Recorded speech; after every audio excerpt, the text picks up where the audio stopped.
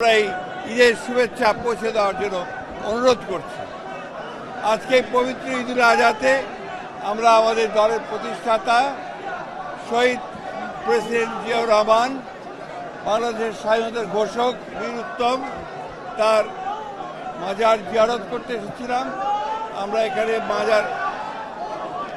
মাজার জিয়ারত করেছি এবং পরম করুণা তাআলার কাছে আমাদের শহীদ প্রেসিডেন্ট জিয়াউর রহমানের আত্মার মাগফিরাত কামনা করেছি। আমরা একই সঙ্গে আমাদের শহীদ প্রেসিডেন্ট জিয়াউর রহমানের কনিষ্ঠ পুত্র এবং আমাদের নেত্রী দেশনেত্রী বেগম খালেদা কনিষ্ঠ পুত্র আরাফাত রহমান কোকর আমরা আত্মার মাগফিরাত কামনা করেছি।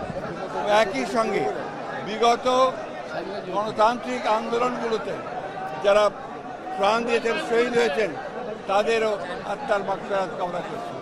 বিশেষ করে 1971 সালের স্বাধীনতা যুদ্ধে যারা এই দেশের স্বাধীনতার জন্য প্রাণ দিয়েছেন, শহীদ হয়েছেন, তাদের প্রতিও আমরা আমাদের শুভেচ্ছা জানাচ্ছি, শ্রদ্ধা জানাচ্ছি, আত্মার মাগফিরাত কামনা করছি।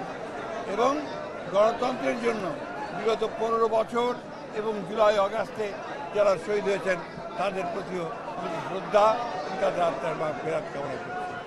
আমরা আজকের এই পবিত্র ঈদুল ফিতরের দিনে প্রত্যেকটি বাংলাদেশি মানুষ যেন আনন্দের সঙ্গে উদযাপন করতে পারে সেই প্রার্থনা করছি, দোয়া চাইছি আমাদের দেশের বেগম খালেদা জিয়া সুস্থ হয়ে অবিলম্বে আমাদের দেশের মধ্যে ফিরে আসেন। আল্লাহ তাআলার কাছে এই দোয়া চাইছি যে আমাদের নেতা তারেক রহমান তিনি যেন অতি শীঘ্র আমাদের মাঝে ফিরে আসেন।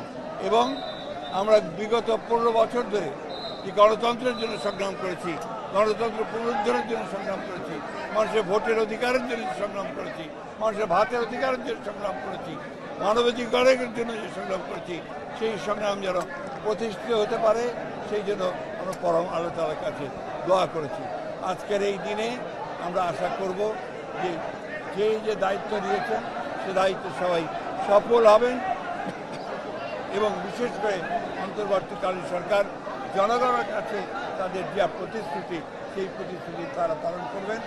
আমরা আমাদের দলের পক্ষ থেকেও আমরা অবশ্যই সেই প্রতিশ্রুতি পালন করব বলে আমরা শপথ নিয়েছি। অনেক পার্থক্য। এবার আমরা মুক্ত পরিবেশে, একটা আনন্দময় পরিবেশে আমরা ঈদ পালন করছি। ঠিক আছে।